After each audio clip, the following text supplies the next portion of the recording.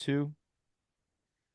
Welcome to another episode of Million Dollar Stories, where we get to interview authors from all over the world. I'm super excited to talk to our next guest because it's all about startups. You know, I'm a startup maniac. As you guys probably heard on this podcast, I created a business in real estate, but I needed a startup to really soothe my soul. So I started four different businesses. My fifth one succeeded, and here we are helping others start their book process and then turn that into a business. I just love the mentality of a startup entrepreneur. And the book that we're going over today is called How to Win the Startup Game, The Maverick Method. We have the author here today, Matt Swires. Thanks so much for being here, sir. Hey, thanks for the intro and excited to be here. Thank you, Mike. I appreciate it. Thanks for having me on. Wow, I could like five businesses. Took you four, the first four, and then you learn enough to actually get to the fifth one. And that's about the average, I think, don't you think? Yeah. Well, Robert Kiyosaki has that great quote. If 4 out of 5 businesses fail, all you have to do is create a foolproof plan, and that's create 5 businesses. Done. There you go. That's it. Done. And by the way, you speak my language. That's actually what started me on my journey. I'm sitting around a pool at Atlantis Resort in the Bahamas. Have you ever been down there? Any chance? Bahamas, Yeah. I was there one time for a cruise. Yes. Okay, so you probably actually you look out your left when you're in there going in there and you can actually see Atlantis, the resort. Yep. And that's where I picked up a copy. I think it was a 2001, 2002 of Kiyosaki's like famous, Rich Dad, Poor Dad. Do you see it behind me? Do you see it Yeah, right yeah, there? there That's it the is. one. He's spinning around right Yep. there. That There he is, is. I pay homage to it every day because I would not be here without it. It changed my life. I Yep, was 22 years old and yep. it was 2006 for me. So right around There there. you go. So there you go. So and I was also 22 years. No, I wasn't. Not 2006. I was No, going to say a little that's bit messed older than up. that. Yeah. That's messed up, Matt. But yeah, but that book will change your life. But then again, it creates that, that entrepreneurial journey for all of us that, first of all, I mean, we know what it says, but it basically tells you to continue to learn, effectively work for yourself, start that business. And that's what I got out of it. But then he started me on the journey of just picking up book after book after book to basically learn, the basics, from E-Myth to, his book to all these things to, John DeJulia's Secret Service. Just, I could go on and on. But hey, of course, now, adding to that would be, of course, how to win the startup game, which Yeah, is, Matt. my little contribution to this world. Yeah. So can you kind of give us a quick little rundown on your journey before you get into the genesis of the book? How did you create your first startup, or what made you fall in love with it in general?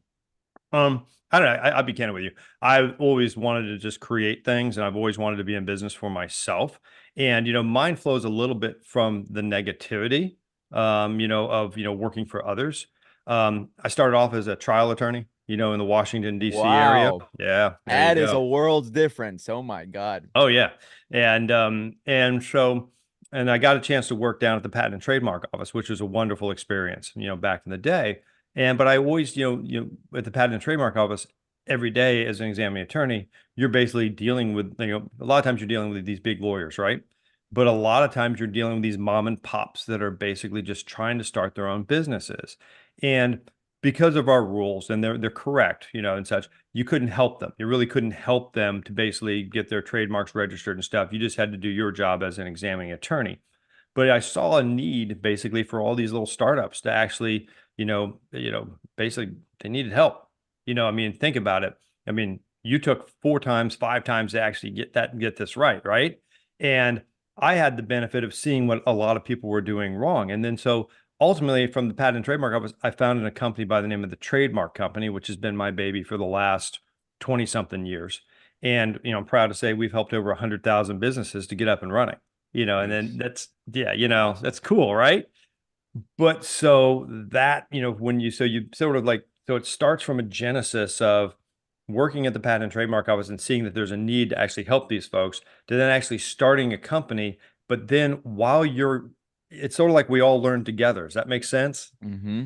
It's like, because like, it's like, so as I learned how to actually grow the company, I was also learning from those who came to us for help, and I could help most of them, but then you learn little tidbits from them. And eventually it leads to me, and again, I'll shoot it back to you here in a second, but, writing a whole bunch of articles for Inc. magazine about how to grow your business, et cetera, et cetera. And then finally someone says, hey, pen this in a book because someone should read this, because this is the collaboration of really 100,000 businesses saying, this is how you do it. you know. Yeah, I'm looking at your top 10 rules to win the startup game. I'm going to read off, maybe I'll just read off all of them, but rule number one, create a product people want. That's obviously huge. And then step two is make it legal. Yes, obviously, once you have a real product, people want it. There's a demand there and it's proven. Protect yourself. Rule three, build it to scale, 100%. That's a lot tougher depending on the industry. But once you Yep. realize, man, if I could just build it to scale and then make it sellable, or even if I have the intention of selling it and then build it in that fashion, oh my God, you could really put things in place and hire the right people and free up your time. Rule number four is shamelessly market your product. I love that because I think that in order for this company to get off the ground, you need to be everywhere, talking about it, Yep. promoting it. Love the ability to get on a podcast and share your message. So you need to be shameless and you need to post consistently. Rule five is build a great team. 100% agree with that. Rule six, ignore the naysayers and work your ass off. There are going to be plenty of those. Oh Rule yeah. seven, cash is king, no doubt about it. And I think my favorite rule in all of these is rule eight, innovate and refresh. Yep. Here's what I have learned. Everybody can come up with an idea. Everybody can market for a week or a month or 6 months or maybe a year. But sometimes the marketing gets stale. Sometimes the product gets a little bit outdated and they don't have what it takes to reinvent themselves. And I think the more you can fall in love with the reinvention, the transformation, whether it's the business, the image, yourself, or the message, you start to stand out as a person who's very progressive, I guess is the way. You Oh yeah. constantly moving forward and you're a little bit different next year than you are today, but therefore people can see your growth. Rule number nine is captain your ship. Love that. And rule 10, plan to succeed. So I love these roles. Where did you come up with them? Or is there any one that stands out that you love to lean on more than it? Yeah, So, and it's funny because some of them, you get ostracized for some of them, because some people are like, well, that's obvious. I'm just like, well, but let's take a deep dive into these because a lot of times they're not so obvious. But just sort of honestly, the number one that I actually really love, and forgive me, I got to give credit to the governor, Arnold, but ignore the naysayers and work your ass off. That really, to me, if you're going to be an entrepreneur, you have to know that there are going to be arrows slung at you all the oh, yeah. time. And, and again, if you go out here on, podcasts and, you read your comments and stuff, and I'm sure it's anytime you're going to put yourself out there, there are going to be people that criticize you, and you just have to be able to have thick enough skin to move forward. There are going to be people that tell you that, your dream is silly or whatnot, but that's cool because it's not their dream, it's yours. So you need to just be strong enough to move forward, against what they say. But again, all of these different rules come together. The first one that I always, will say is create that product that people want. There's some statistics in the book, but you would be amazed at how often, and this is one of the things we learned from running the company over the trademark company, how often people will come to you and they want to be like the next, big brand, right? And such. And I'm like, and you just like you say, well, what are you going to do? How are you going to make that, t-shirt sell? Mm-hmm. And they're like, well, the Kardashians do it, and all that sort of stuff. And you're like, okay, or are you a Do you have a sex Kardashian? tape? Yeah, yeah, sex tape, exactly. Can I? Yeah, no, okay, but you had me on that one. So okay, but it's just like, okay, but where's your fame coming from that you're gonna have the lifestyle brand, and such, and so amazing. And I tell a story in the book about this. I'm just like, and there's a lot. It's not just that. It's just like, this one customer, and this killed me because she was awesome, and she looked at her grandma, and she's just like, grandma needs oxygen to follow her around, and so she basically takes a Roomba, tears it apart. You know what the Roomba is? Oh, The yeah. vacuum cleaner. Okay.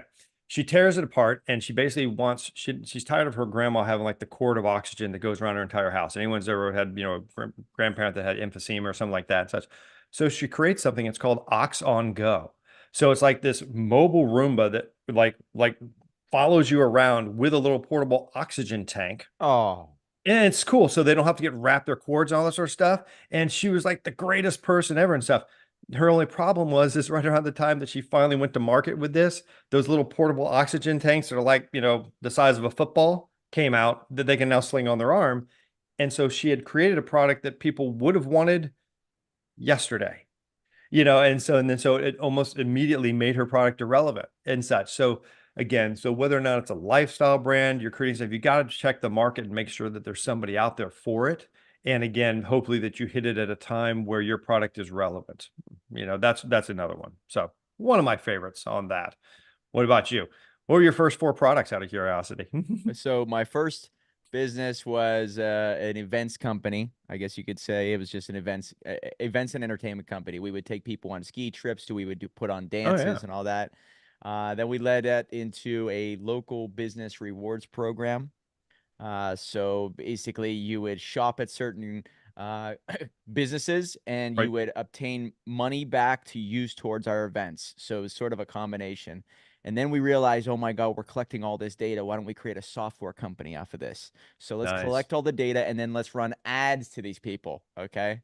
And so that turned into, okay, well, that is amazing. However, it's so far beyond our control of getting small businesses on board and for them to understand their own data and for them to run ads. Let me break it down and get a little bit more simple with things. Let's create it led into a dog picture book, a monthly picture book for your dog. So you would just upload your photos every month. A picture book would go to you. And then I Wow. said, you know what?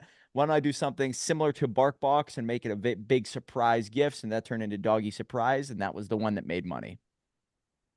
I was gonna say of the one I had pegged. I mean, I know you did it in order, so you made it easy on me. But I'm like the dog. That's what's gonna make money. Yeah, And I yeah. See, I found out that okay, I'm trying to be the next Steve Jobs, right? I'm not yep, going to be the next Steve Jobs when it comes to this like software and data. I don't even, I don't understand it. I like to market, I like to sell. Let me do something. And so it taught me that I'm waiting on other people too much. I need to do something that I can control. yep, So the moment I started thinking, all right, what do I really love? What can I do myself easily? It's not too difficult to sell to somebody. A picture book for dogs, and it was called Dog Book It. And then all of a sudden, I'm like, you know what? That's pretty good, but this is still not up my alley here. I don't feel it. But you know what? Maybe it's like a birthday gift we could send for the dogs or a monthly delivery that's a little bit over the top. Okay, we'll call it a doggy surprise. And so, like, I would go to dog oh shows yeah, and events and play my guitar and sing songs and people were like, "Whoa, what is this guy doing?" I'd sign up for a $30 oh box yeah, of goods for my dog. So it was recurring revenue. It started to make money, and then individuals. Here's the sixth business, I guess you could say. Individuals would come out of the woodwork saying, "Wow, it looks like you know what you're doing now.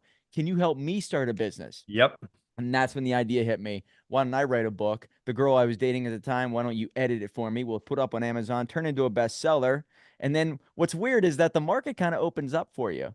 It's like there's a demand when you know you found the right path. It's people started coming out of the woodwork even more, asking me, "How did you do a book?" And then the Yep. light bulb went on. I said, "You know what? Why don't I just do it for you? I can write really fast and I'll do it in a way that is going to help you get attention online." And since then, we've done 337 books. Wow. Wow. That's impressive. So yeah, it's been crazy, but it's not this, right? It's Right. and that's the Okay. startup world. So I want to interview you back because there's this a little a little tidbit that I always like because again because this is actually where is it? So it's part of rule number 6, right? Is ignore the naysayers, but the second part of that is work your ass off, right? So let me ask you: you doing this 9 to 5, or are you doing this to take a few more hours in the day? Oh man. So while I was doing all that, the first four businesses, I wasn't full time. I was trying to be, but I still had to do six. I used to go to the gym in the morning. I used to work at a gym. So from 6 to 10 in the morning, work Yep. from 10 to 7 or 8 o'clock at night. And then I would be a janitor at night from like 8 to 10. Boom. So here I am working nonstop like a fool, right? But Yep. I was working constantly. I didn't have enough money coming in, so I had to have these part-time jobs. And then when I went into severe debt, I was $300,000 in debt after Woo. my fourth business.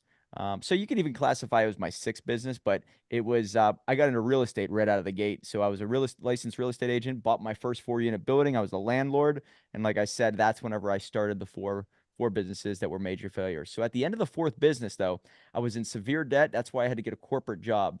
And so I was doing the doggy surprise thing part time. And then Yeah. I realized that now I need to be a full time entrepreneur. It's time to go all in.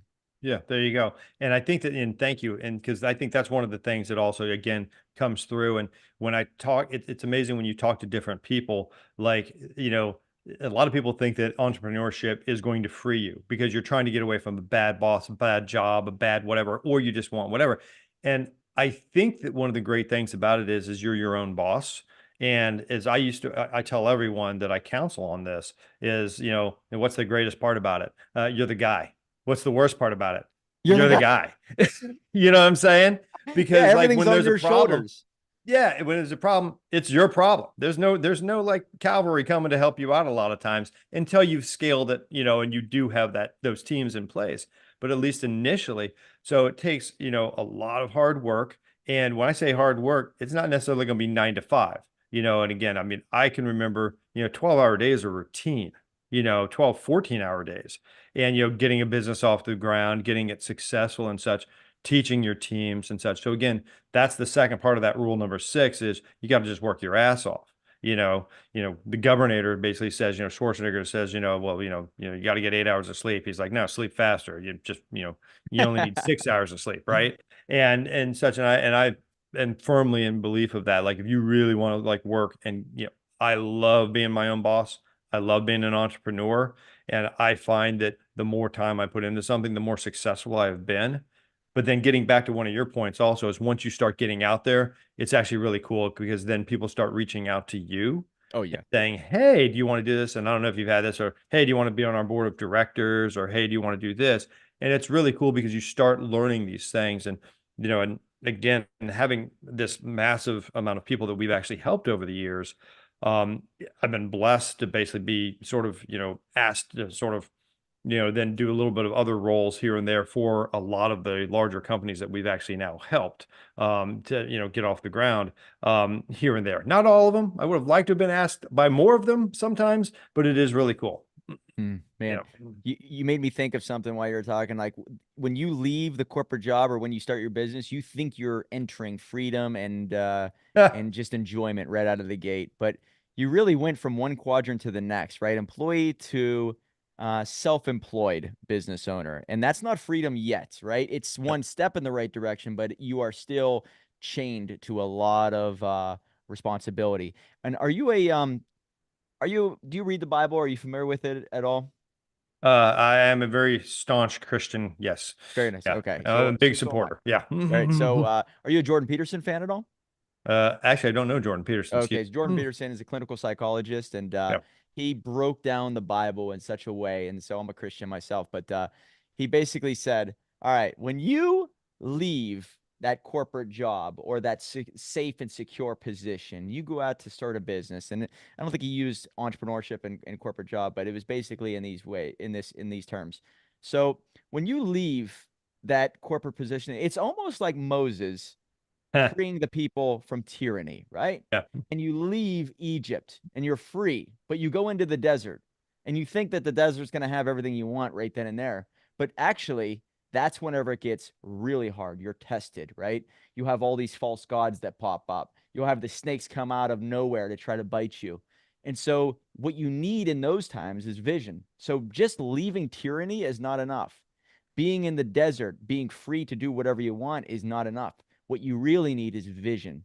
And that's whenever Moses has the vision to actually listen, this is the way, this is the path. And That's therefore good. you can escape and really find your paradise, if you will. So step one, leave. Step two, you're going to be tested in that vast land. It's going to be so much harder than you ever think. And in fact, in the Bible, individuals were questioning, why did we leave the safe and secure Mhm. tyranny, right? Where our schedule was set for us, our food was there for us. We didn't have freedom, but we didn't have to worry about certain things.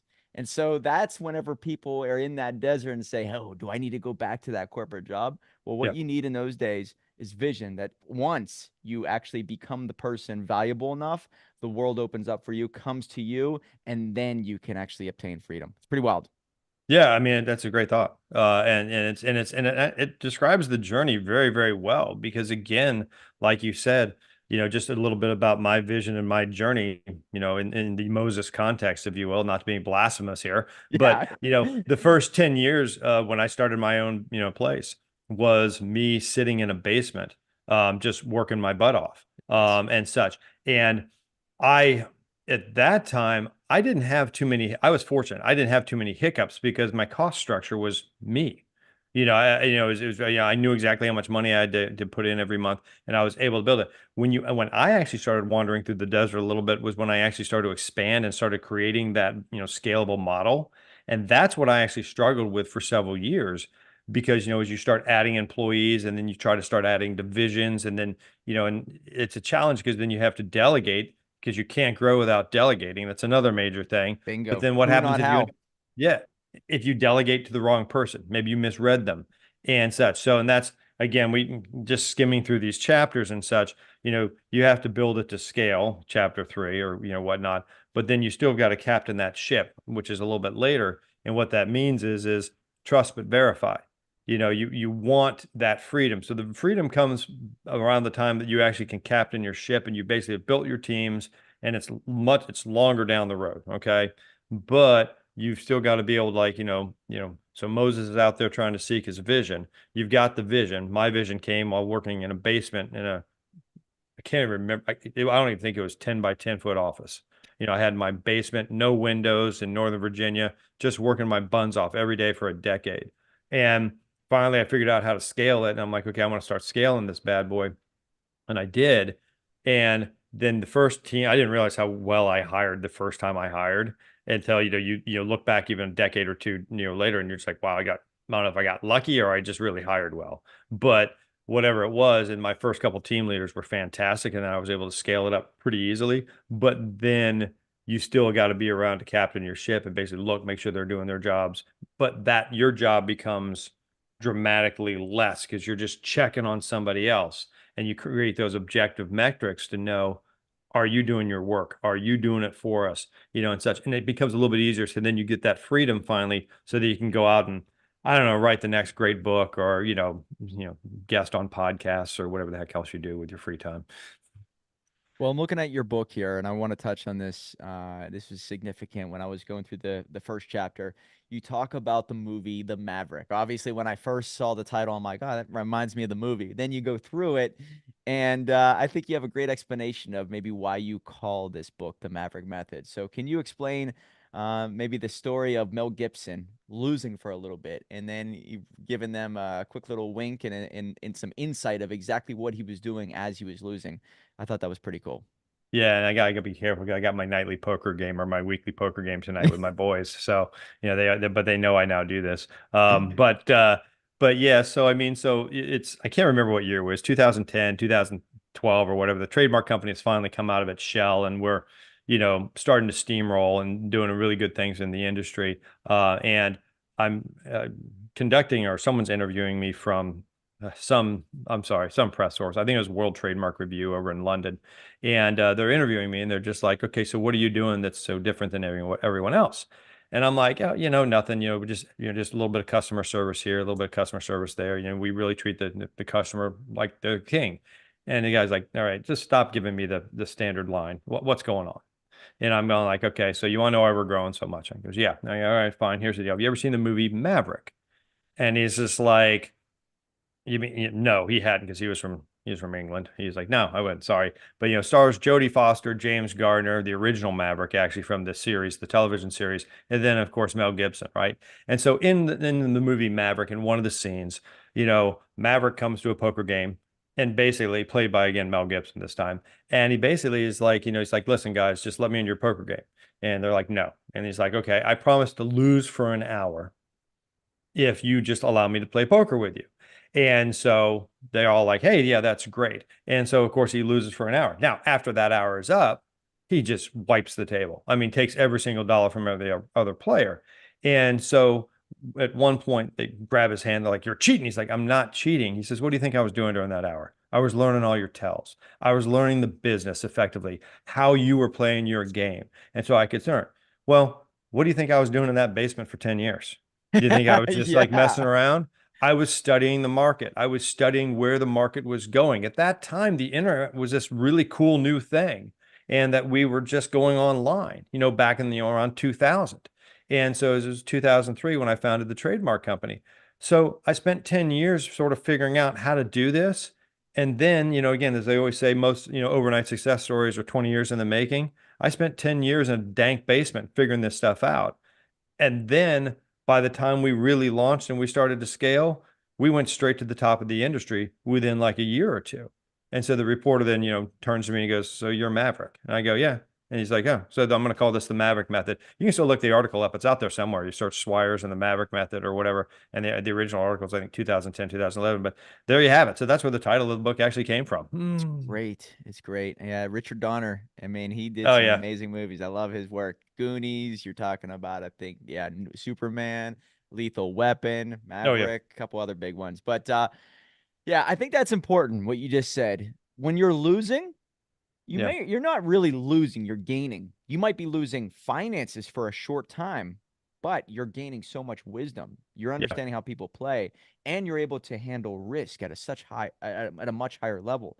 And speaking of poker, what's really wild about this is that when I became an entrepreneur and became somewhat successful, and I wasn't a success at the time, but I was able to handle things at a much higher level than ever before. I went back to play poker with my friends, and I used to get my ass kicked in poker. And whenever I started to have courage in business and have some success, I had way more confidence. And so when I went back to those poker games, I started to win. And I was winning very frequently. It was so wild how the skill sets that you learn from being an entrepreneur apply elsewhere. You read people, you Yeah. can understand yourself. The more you understand yourself, the more you understand other people. It is wild to see how much impact you have on the world if you can take those skill sets and apply them accordingly. So it's great. But I agree. And if you throw Jack Daniels into that mix as well, it really works great. No, not for me. Not I for do you. not play well under any type of I influence. was going to That's why say, I but gave it up. yeah, well, I was going to say, but I said my best nights at the poker table, unfortunately, is when I've like had a little bit too much Jack Daniels because I become incapable to read because I'm just like, Because whatever, you don't even know what you're all doing. in. Yeah, that's a good point. They're like, I'm like all in. They're like, you don't even have cards yet. I'm like, yeah, but I'm feeling good. So what is the number one thing you see people do that is causing them to fail as a startup entrepreneur? I think the initial vision. If I had to go back to it, I mean, believe it or not, it's actually that initial rule. I know we've touched on it a little bit, but I think that, like, probably I think the statistics say that 70% of businesses fail because there's just not a market for what they're bringing out. And what I would encourage everyone to do is, okay, so number one, make sure that there's that market for that product. And I'm not going to hit this too hard because we already hit it before, but there are ways to do it. Search online, and like, again, a lifestyle brand, if you're, and I'm not trying to be dismissive, but if you're, a young kid, 18-year-old kid, living in Cleveland or wherever, some big city, and you're just like, man, I want to be the next P. Diddy. P. Diddy did a lot of stuff before he became Mr. Lifestyle Brand and all that sort of stuff. Yeah, and according Same. to what's going on in the news, he did a lot of stuff. Oh, Have you heard sorry. about? Maybe. I'll move on. I'll go back. Gosh, who No, knew there'd be a day where it was have you better to heard about reference what the Kardashians? Let he me has go back to the allegedly done? It's Kardashians. pretty Yeah, unbelievable. Yeah, yeah. Kardashians, P Diddy, you're putting out Yeah. I'm just, yeah. some stuff that's pretty. Maybe Well, maybe they want to follow in those footsteps. Maybe not. Who knows? well, I follow the Steve Jobs lifestyle brand of just wearing a black T-shirt every. That's what I do. Yeah, it's That's simple. it's Steve Jobs lifestyle brand, but it's just one. It's one thing. It's black T-shirts and jeans. I That's all like his that lifestyle style. brand is. But making sure that there's that market and basically looking on Google. Google's the world's greatest information network, right? And so if there, and you can look for search histories and you can find out, okay, are a lot of people searching for the widget that I want to sell? Next thing would be is do a little bit of market research. How many people are actually selling it? Do I have a Mhm. competitive advantage? I mean, once again, I always come back to these lifestyle brands and these t-shirt companies because we see a lot of that. And, it's like, and I think that's great.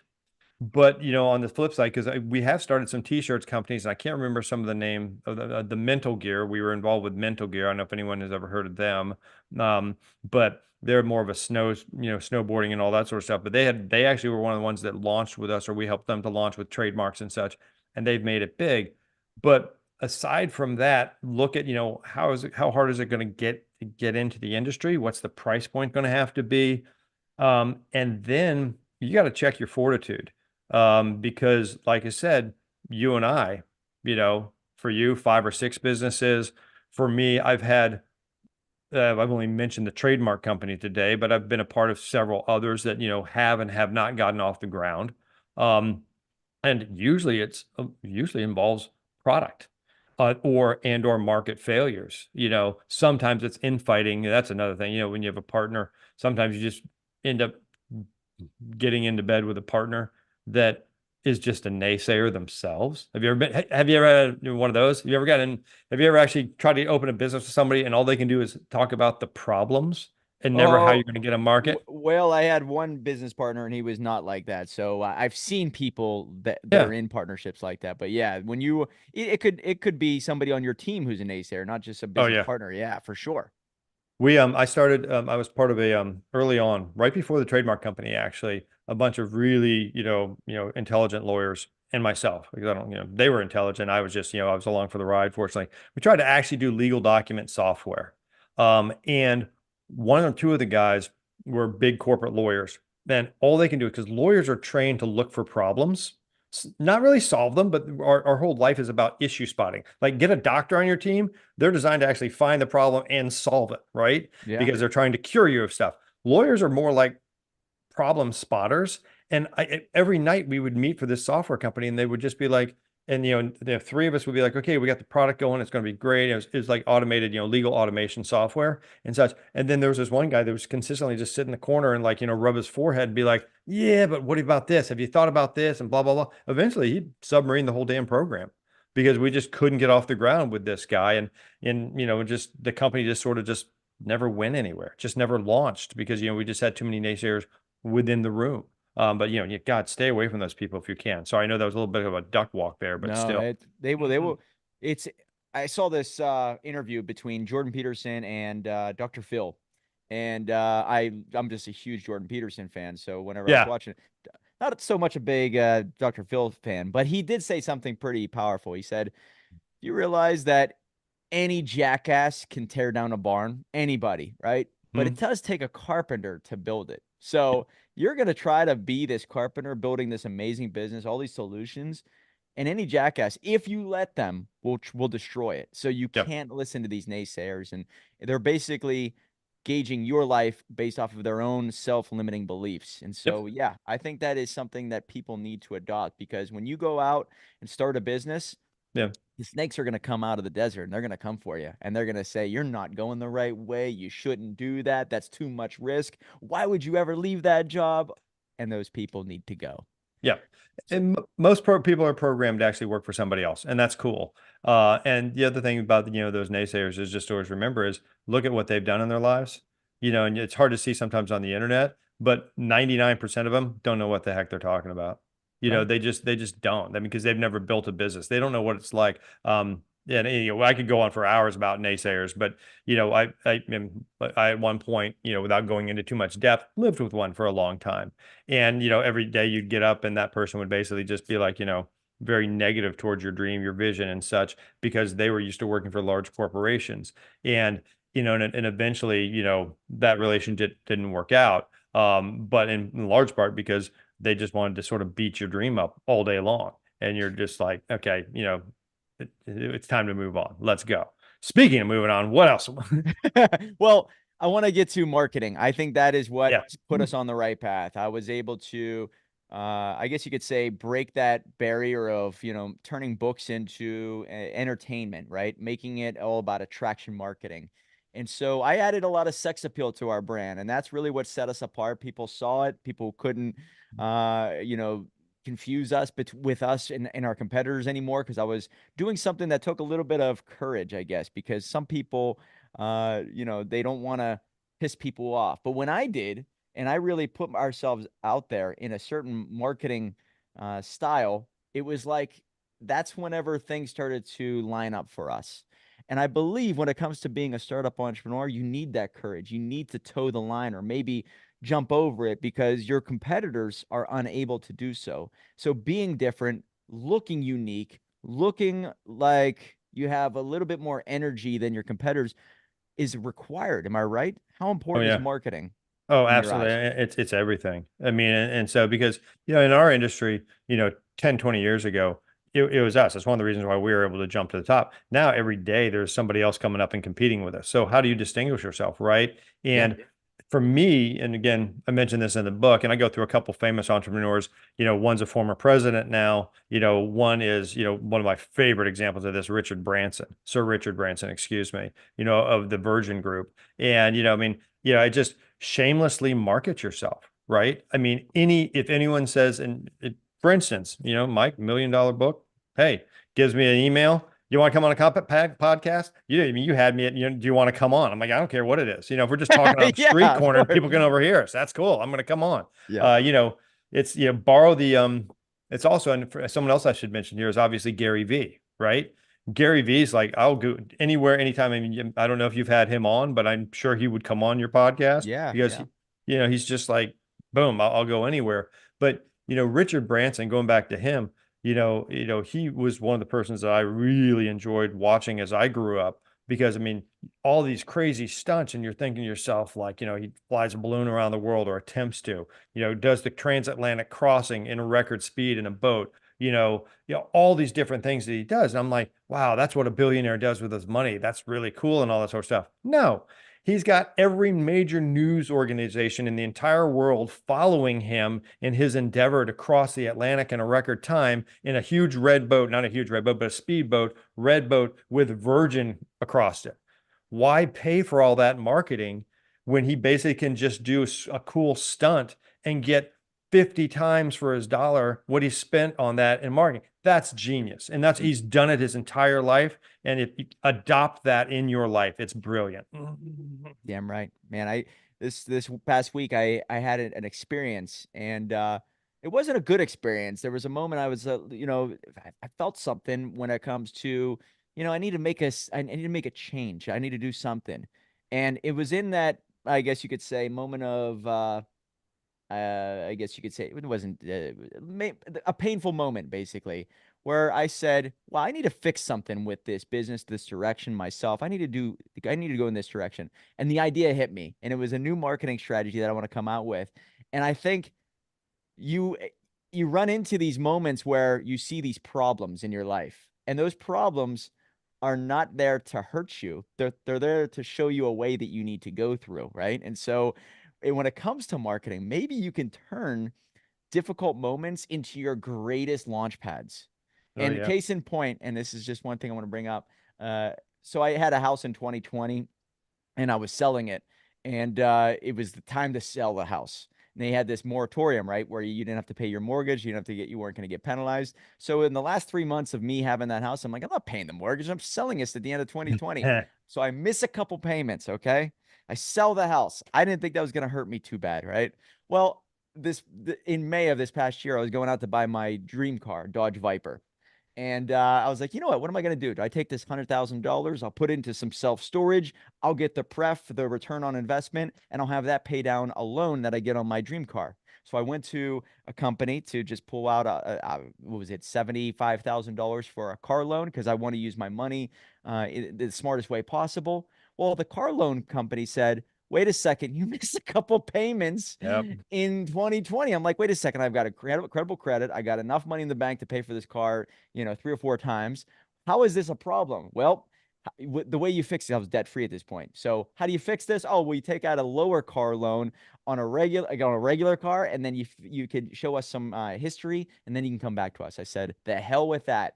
How do I turn this dream car into a part of my marketing so it makes sense business wise? And that's whenever the idea came for the Bookman, which is my superhero for our company. The Yeah. car became the Bookmobile, and it became such an incredible, we turned it into a comic book, and it was based out of pain that this incredible marketing technique was born. So I look at, if you have a problem like Sir Richard Branson, that is showing you the way that you must go. And I guess there's another way to look at it when it comes to the Bible.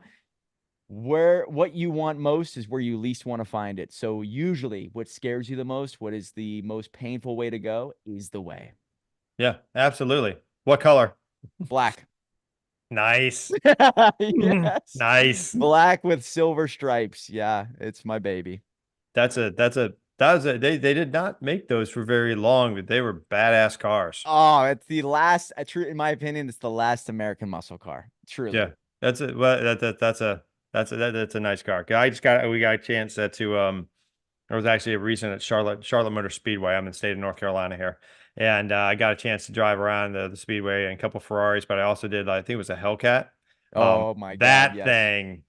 thing moved. That might be the last American muscle car, I'm sorry, I really. didn't Yeah. mean to. Yeah, I didn't mean to upset. I was like Yeah.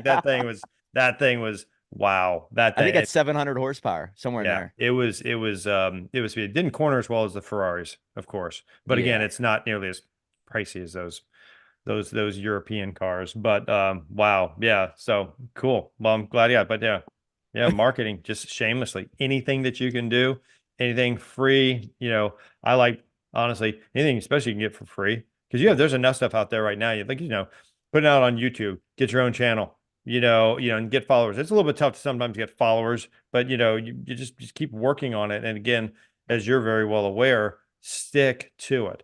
That's the other thing about entrepreneurship.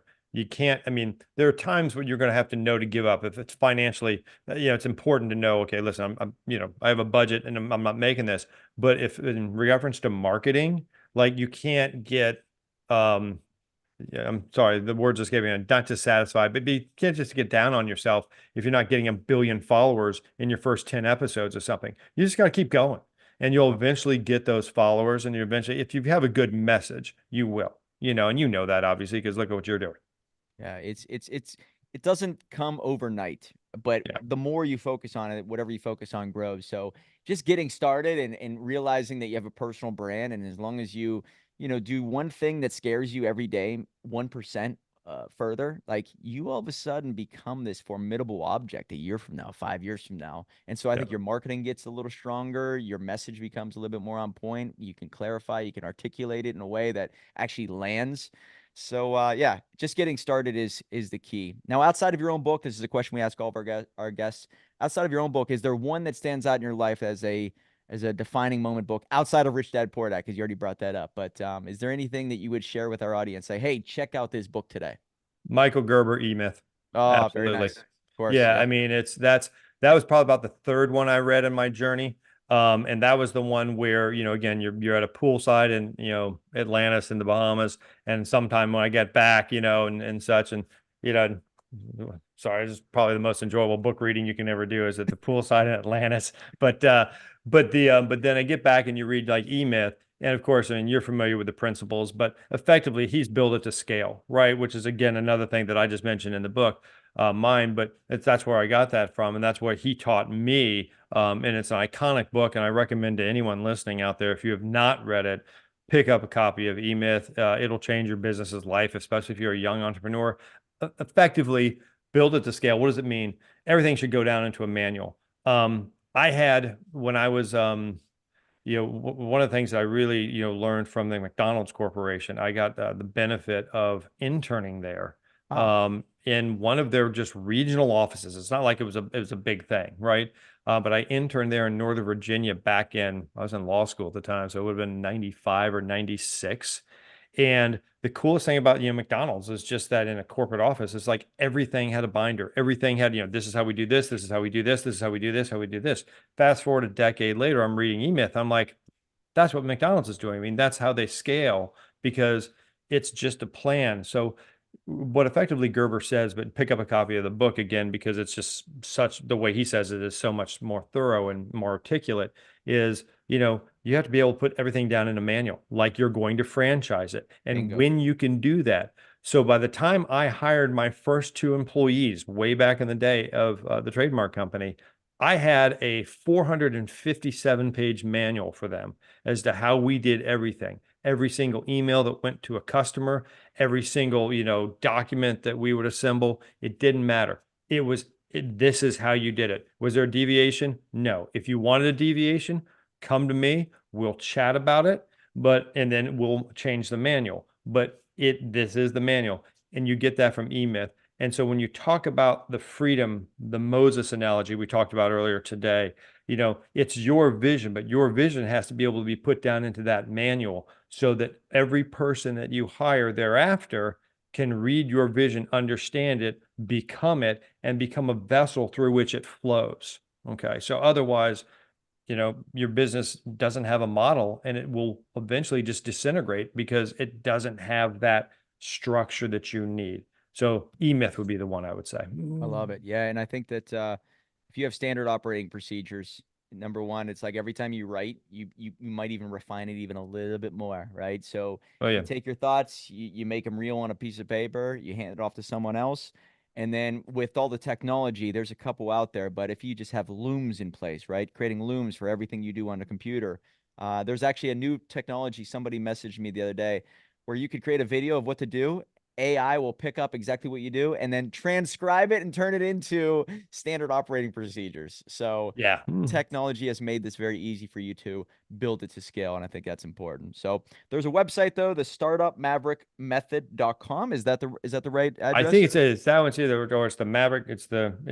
Yeah, that's it. And then the trademarkcompany.com is, the original business's site. But then of course the book's available on Amazon, the Maverick Method, How to Win the Startup Game by Matt Swires. And if you get a chance, pick up a copy. It's a good read. It'll And get you Matt where you need to go. and MatthewSwires.com is another way to get a hold of you. And Yeah, then any that's the social best media one. channel that you recommend for people to find you on more so than any other? Facebook. Perfect. Really, All right. it's more on Facebook. The Maverick Method on Facebook. Yeah. Excellent. Great Yeah, stuff. because I'm Matt, old. I'm old. I'm Facebook still, right? Yeah. well, I think you got to be everywhere because Yeah. I'm starting to realize, man, I love Instagram, but with TikTok, obviously that's in the news, but it's so Yeah. easy to get views on YouTube Shorts and TikTok right now that it's in my best interest to, if I want to grow the brand, I got to be everywhere. So that's what I'm Yeah, you doing. do. But Facebook for sure. Yeah. Isn't that weird to say Facebook? We're kind of old if we're using that. That's so weird. Well, yeah, because again, like, my company, they're mostly 20-year-olds and such, and they're like, oh, I have a Facebook account to keep up with my parents. And you're like, yeah, yeah, that's where we are. Yep. It's just changing every day. But Matt Swires, thanks so much for being here. I think we could talk for hours about the startup game, the startup world. So come back on sometime soon. All right. It was awesome. Thanks for having me. Appreciate it. Remember, guys, $1 million book will lead to $1 million life. Right on.